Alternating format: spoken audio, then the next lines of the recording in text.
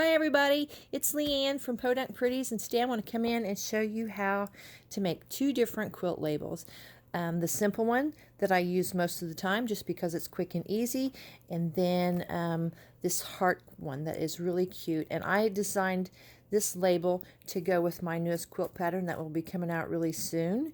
And you can just write your information right in there. But not only that, I'm going to show you a little kit that I've put together with a free printable. This is a quilt label kit. So the first thing we need to do is to make a template. So we're going to hop over to my cutting table and we're going to cut out a template using freezer paper.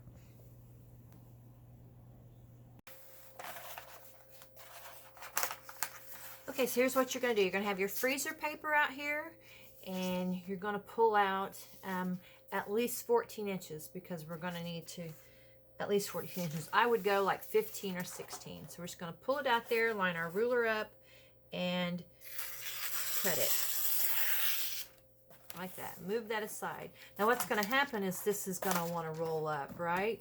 And just like we do at Christmas time with little ribbons, when we want to make them curly, we want to uncurl this. So we're going to do the same thing with this ruler. You put your paper on there and you're just pressing lightly. Just kind of hold your hand on there and pull this up. Okay? And we'll do the same thing with the other side. Kind of flatten it out a little bit. Just lightly hold it and pull it. And there it should be fairly flat enough to give you, flat enough so you can cut it. Okay, so then we're just going to roughly cut these. I'm going to cut these at about 8 inches so we can trim it down.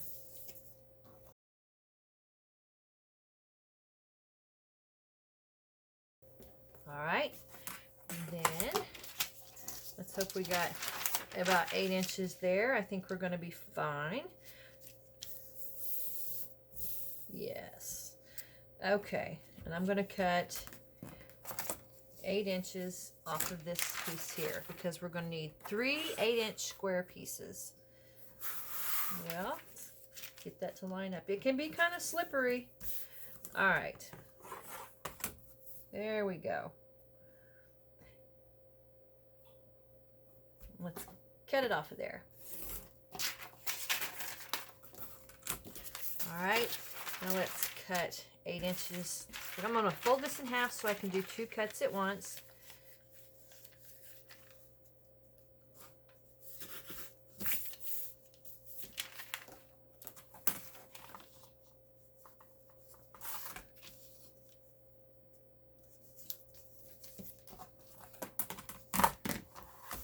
Okay. We'll cut this side and then slide it over. Cut the other side. Doesn't have to be perfect. I don't know why I'm trying to be perfect after telling you not to be. So there we have 2 8-inch squares and we have this oddball here. And let's go back over to the ironing table. Okay, we're back over the ironing table with our 3 pieces of freezer paper. Now you can see that this is the shiny side, right? Okay, so we want to take shiny side and place it down. All right, and then we're just going to take water. There's water in this bottle, and give that a little spritz. I kind of like to rub it in a little bit. Okay, and what we're doing is pre-shrinking this paper, freezer paper. Now, ironing this is going to make it stick to your table here in just a little bit, and that's okay. And it's going to get crinkly. Don't worry about that either. The crinkles will be fine. And it's not going to leave a residue on your ironing table or your iron, so don't worry about that either. So we're just going to press it till it dries, and I'm going to pull it up, and I think you can see that there's little crinkles in there. All right. So then we're going to do the same thing to all 3 pieces.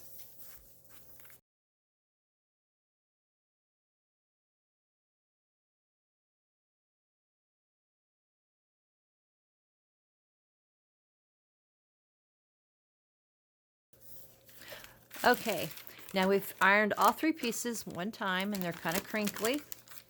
Now we're going to take that first piece and we're going to do the same thing again, but this time we're not going to peel it up. We're going to leave it sticking to the table. Just give it a little spritz. And the plan or the hope is that it will shrink just a tad bit more. We want this paper to shrink as much as possible. That way it won't shrink later on. And as you can see, I'm getting more crinkles. More crinkles. I think I'm going to spray it just a tad bit more over here where I didn't get as much water.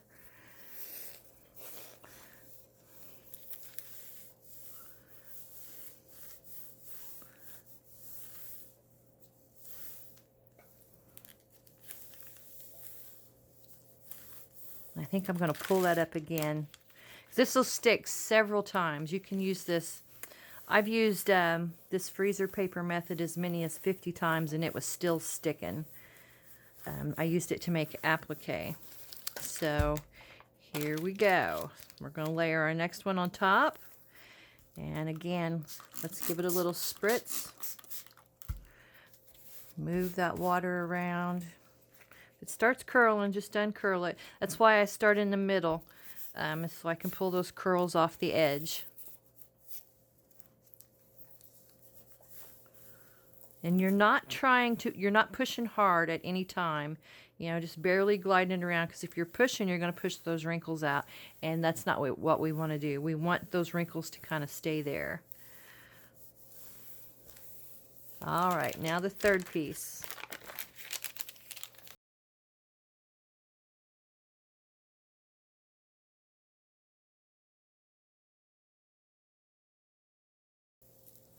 You just want to make sure that all 3 of those layers are fused together.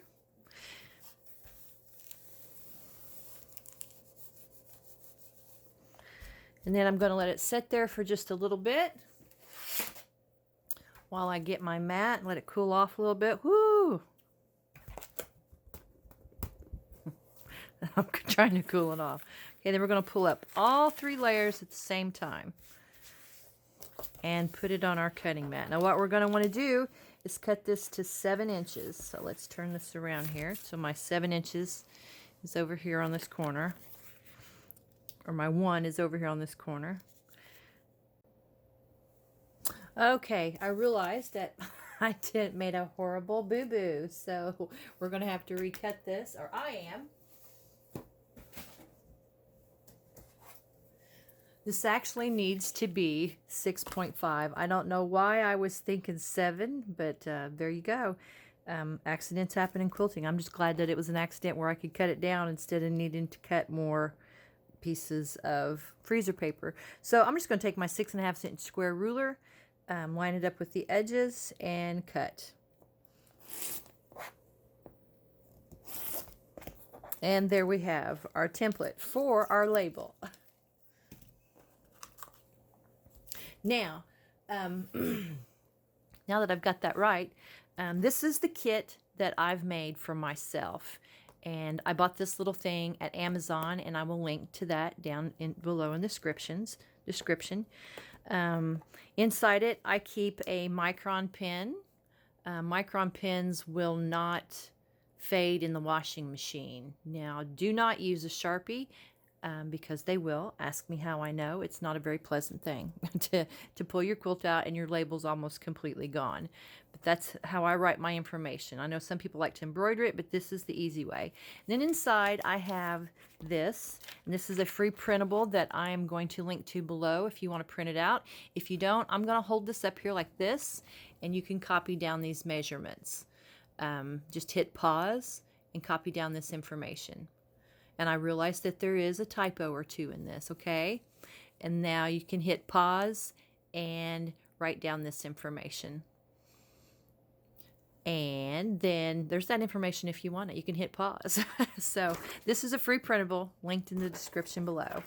And then also inside I have a package of 5x5 squares. Now you could buy a charm pack if you wanted to and just stick it in here. There's plenty of room. Or you can do like me and cut it from yardage, because I use a lot of white. I love white backgrounds. But this would be this square right here. And it's just a plain label. You write your information on it, and easy peasy, right? or you can make this heart, which is what I'm going to show you today, is how to make that heart.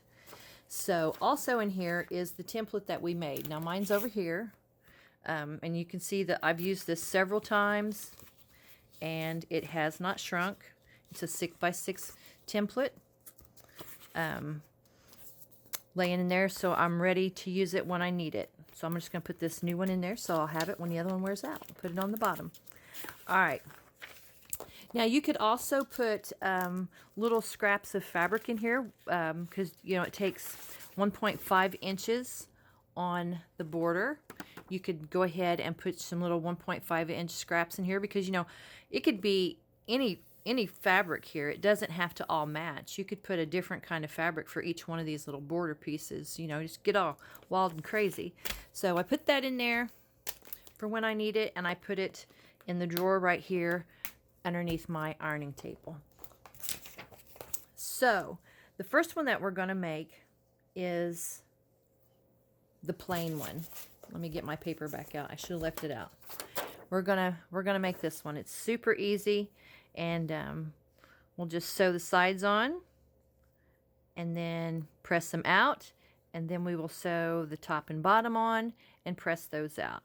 But before we do that, I want to talk to you about directional fabric if you're going to make this heart. Okay? Okay, so what I'm going to do is show you the directional fabric that I have here. And it's not real bad directional, but it will make a difference if your print's a little bit bigger. Now let's take a look at these. It's the same piece of fabric, just turned a different direction. Do you see how those little ovals kind of go one way or the other?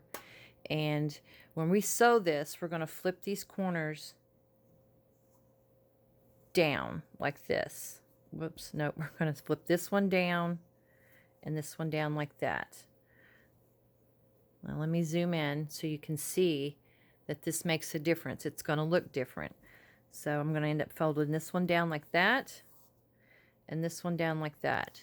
And that fabric is going two different directions. So you'll want to check it if you've got a fabric that has a direction. Just fold those corners back and keep turning it until all of your fabrics that you use here are going in the same direction. Okay, so now I've turned it, and this one now matches this one. All right, so these are good. And these are going to flip backwards this way. So I'm going to turn it this way and make sure that it matches. And those are going the same direction. You do the same thing on every one. Just flip them back and check them to make sure they're all going to look exactly the same. And that's it on directional fabric. Okay, so now we can head over to the sewing machine and get these sewn up. All right, before we get started sewing, I should mention that you will either want to draw a diagonal line from corner to corner, which you can see there on each one of your squares, or you'll want to mark the bed of your machine somehow, which is what I'm going to show you right now. I prefer to use this method rather than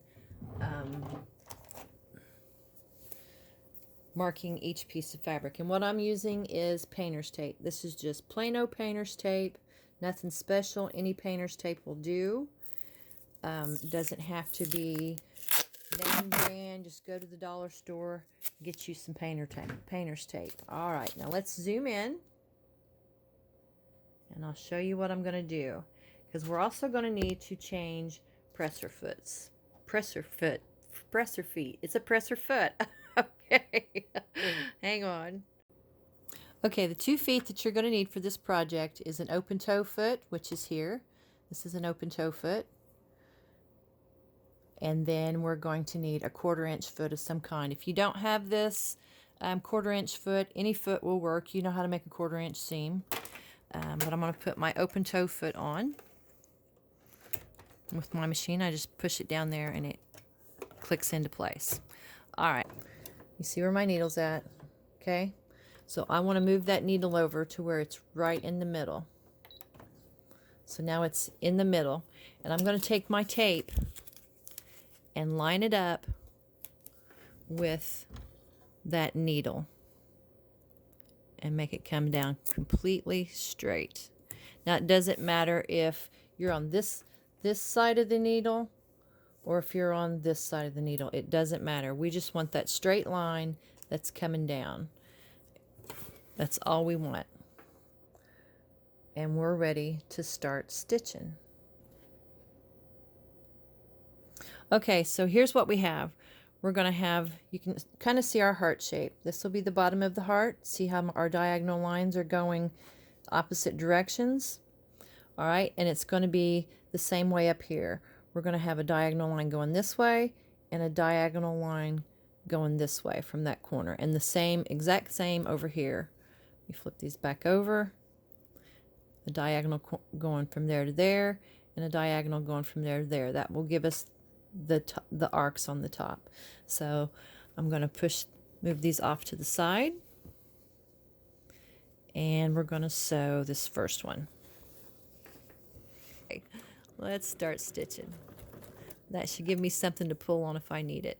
All right, the very tip of that triangle or that square is touching the needle, and the other tip is down here at the corner touching the painter's tape. Well, all right, we're going to have to lower it down manually into that fabric. It is just not wanting to grab it for some reason today. There we go. Now I can pull the fabric behind it, and I'm stitching right on that line. Now if you're uncomfortable with not pinning, by all means, pin. There's no rules. You do what works for you. Okay, and I'm just going to cut this so you guys can see where I stitched. Cut that off of there. And here we go. Let's see if we can get her to focus. See how I stitched just to this side of the line.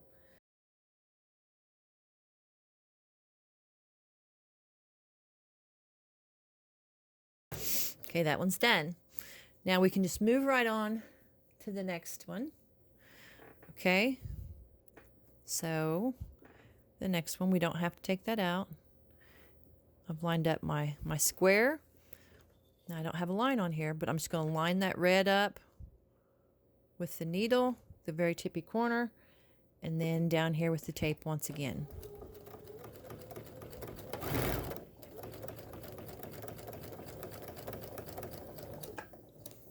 All right.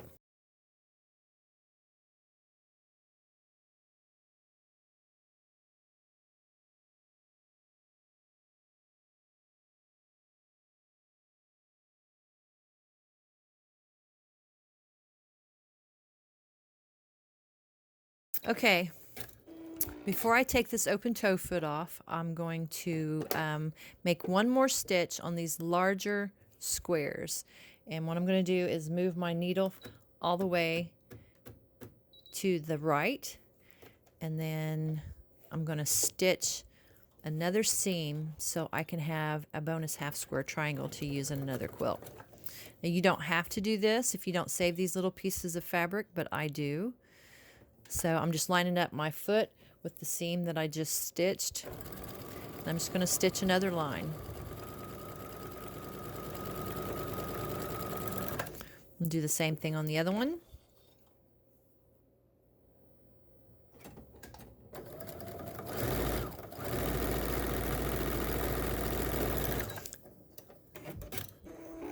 And now we'll change our foot. Whoops, didn't get that. So let me pull this out a little bit so you guys aren't so close up. There we go. What I'm going to do is just cut right between these two stitch lines. You could go in and use a rotary cutter if you wanted to, but I'm not going to do that.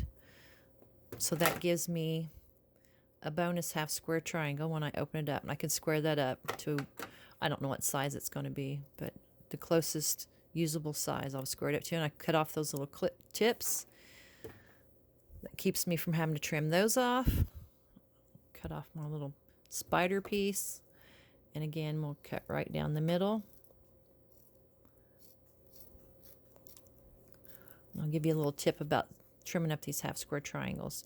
If you hold this up this way, okay, and get right at the very end of that line and cut straight up, you won't have to cut off dog ears later. You won't have to worry about those. Do the same thing here and cut right to that line And when you open this up, your dog ears are already gone. When you press it back, they're gone. See? Tip of the day. Okay, let's move all this out of the way.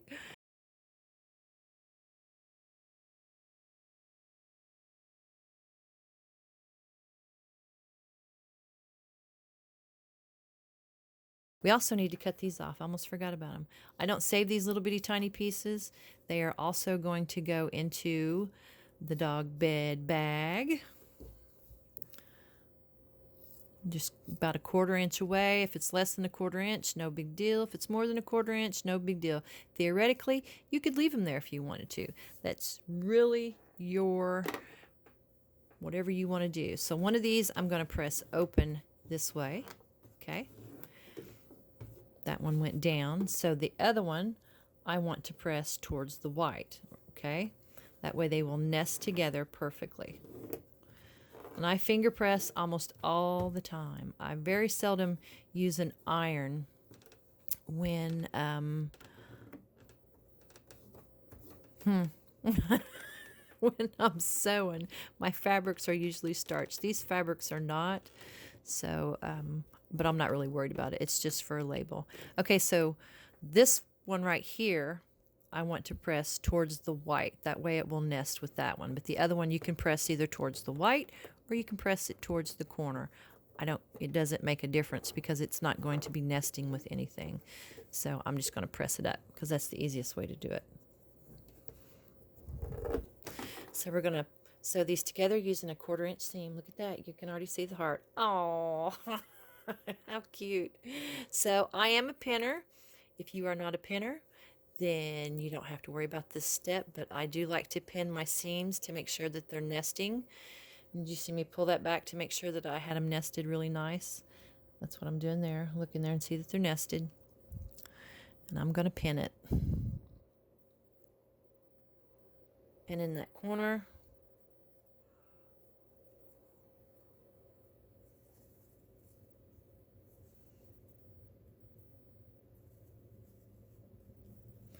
Stick a pin in it. And we've got our 1/4 inch seam.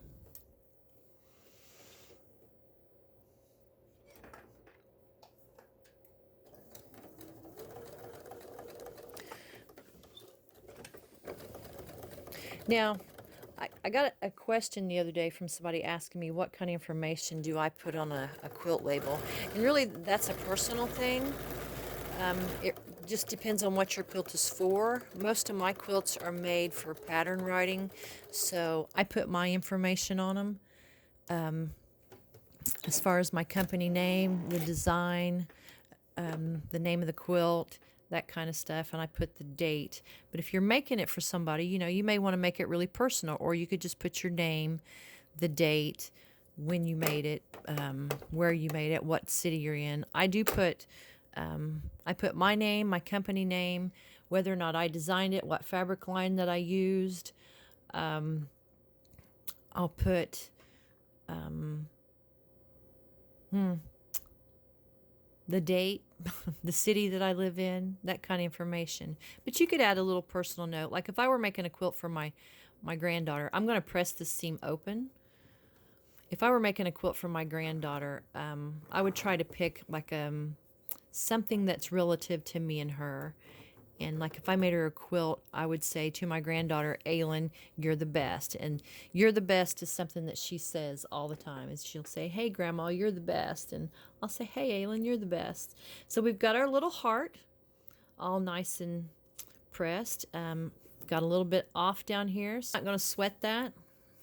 Here's how I handle. See how that's sticking out there a little bit? Here's how I'm going to handle it. Let's just do that. Cut it off a little bit.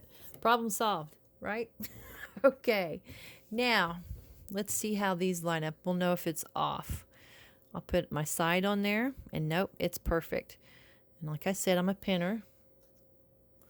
This is the 5 by 1.5.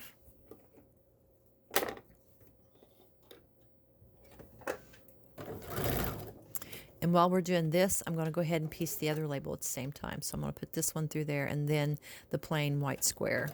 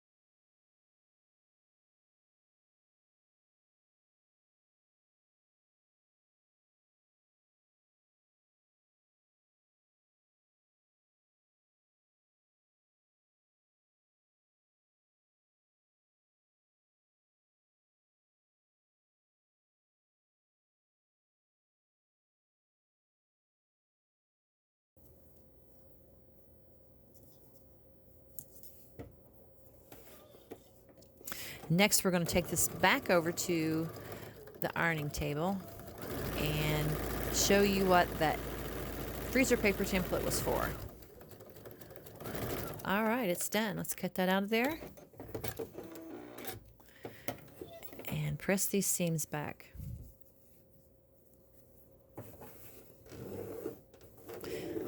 And there we have it. 2 quilt labels done. Just that quick. All right, let's go over the table, or the ironing table. All right, what I have here is I've put a small pressing board on top of my large pressing board because I don't want to ruin this with all the starching that I'm going to do in applique. So first of all, I'm just going to give these a light press. That's my first thing, just to get them nice and flat.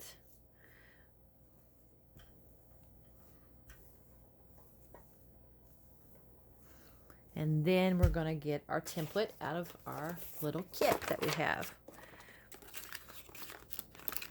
And we'll use the new one. Here's our new one. We'll put this off to the side and we'll use this one. Now we're going to have to look at it and find the shiny side. Do you see that that's shiny? Is that coming through on the video? And we're just going to place it right in the middle, trying to make sure that we've got even parts all the way around. That doesn't have to be perfect because nobody's going to notice. Nobody. If it's off a little bit. You're going to want to hold it there for a little bit so it can actually, the heat can go through and it'll stick. Once you get it stuck somewhat, turn it over and iron it from this side. It's, you know, the waxy stuff is on the back side of this. So as you can see, it's stuck. It's not going anywhere. It's stuck pretty good. All right.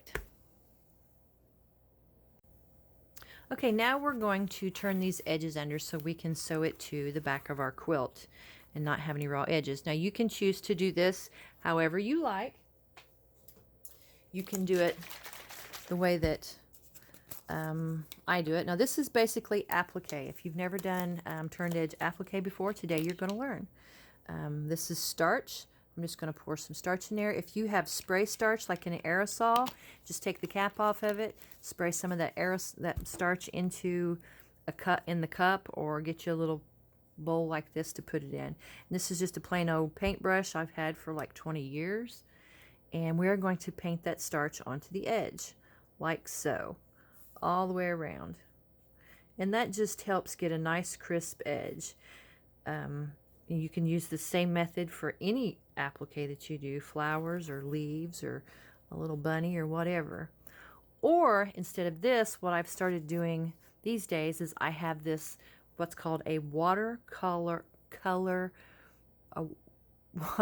paint pen. And I bought these on Amazon.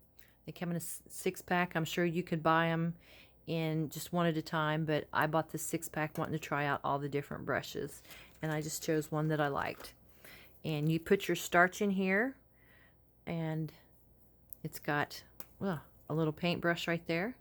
And this, can you see this area right here that's a little bit different? This is where you hold it and you squeeze it and it makes the starch come out. Did you see that? You see the starch coming out? And we can paint it on. I just squeeze lightly as I'm going around. And I think it makes it a lot quicker to do it this way. These paintbrushes cost me, I really can't remember, I want to say around $8, but I'll link them below. You can go check them out. I also want to say that this is not an affiliate anything. I do not have an Amazon store. I don't get any compensation for putting these links in there, none whatsoever. So what I'm going to do is first come down here and flip that corner in. You see that? I'm going to flip it in like that and give it a little press till that starch dries. I just give you links so if you want to try out the things that I've done or I'm using, you can try it out. I may eventually do the whole affiliate thing and have Amazon shoot me a little money, but for right now, I'm just happy sharing my thoughts with you guys, or sharing my ideas. I'm going to do that on each corner.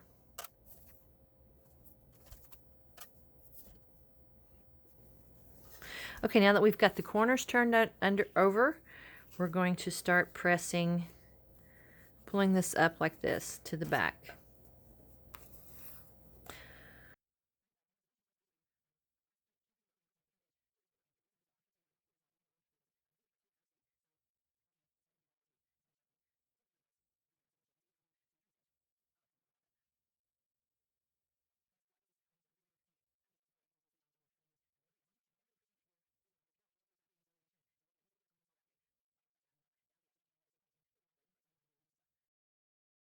So there we go. We've got it all nice and pressed, and my corners aren't completely, this one's not as pointy as I would like, but I'm not going to sweat it because it's just a label going on the back of the quilt.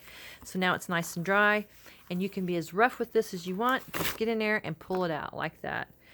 And there's your label, ready to be sewn on the back of your quilt.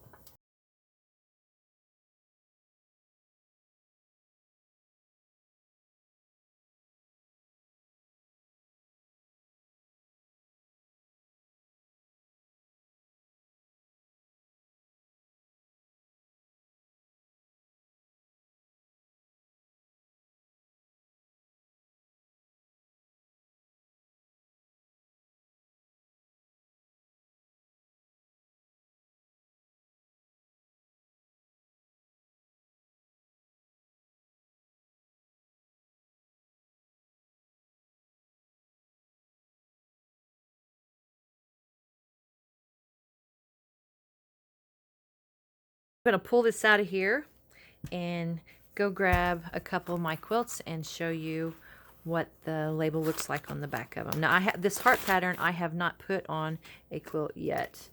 I just came up with this idea and thought, hey, how cute, because I actually had made a quilt that had some hearts on it, and I wanted the label to have a heart. Worked out for you guys. You got a free pattern. So, all right, there we go. Both of them done and ready to be stitched down.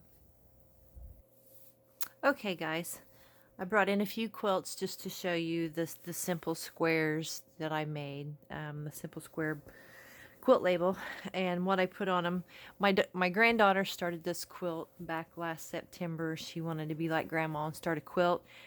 She started putting the simple charms on the wall and found out that, you know, quilting's really not that much fun. It looks fun when Grandma's doing it, but it takes a lot of work. So as you can see, it's something really simple. But I put over here on the side that, you know, my granddaughter Aylin had started this and she lost interest, and I finished it. I put Simple Charm Quilt, 1220 by me of Podunk Pretties, and I put the Fabric Line Vintage Holiday by Bonnie and Camille. You know, and I can always go back in and add more information if I want to. There's nothing that says you have to leave it like it is. But I put my quilt labels anywhere. I mean, a lot of people will put it here on the corner and make it kind of like a pocket, and I just don't care for that. I like to be a little bit different. So that's what I do. And here's another one. This is another Christmas quilt that I made last year. It's called Christmas Joy. I put Made by Me of Podunk Pretties. I drew a little snowman on there just for fun, and I put the designer because I did not design this. It was designed by Carol Swift. It was a free pattern. She was having a quilt along, and I thought, hey, I'll do this. And so that's what I did. But it's just thrown all willy-nilly just anywhere, because, you know, here's the binding. You can see this, it's crooked.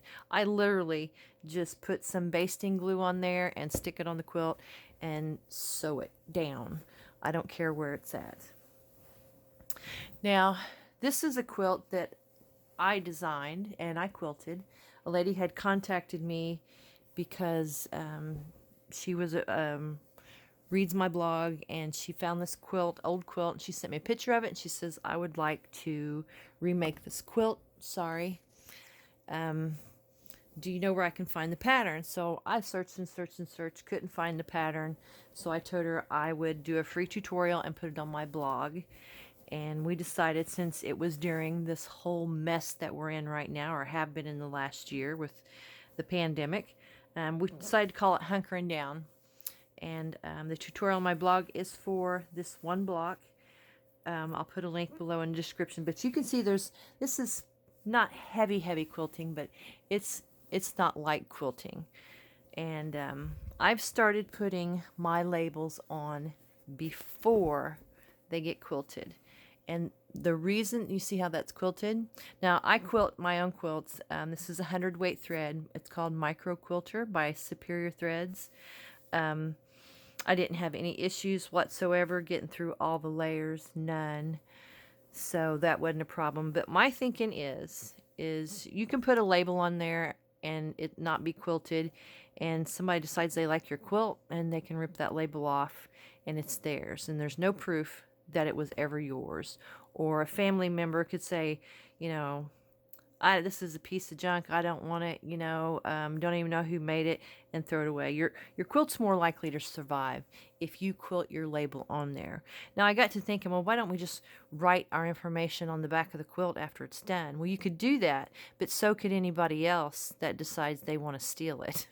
They could just write their name on there too with any kind of information they want. Prove it that it's yours. Now, I've also heard of some quilters that actually put a tag on the inside between the layers, you know, on really nice quilts that they're putting in national and international shows. So this was just my way of saying this is mine forever, and if they want to take that label off there, they're going to have some trouble getting it off. And I'm sure they could bleach it out or go over it with a marker, but I just feel more secure with the label quilted into the quilt.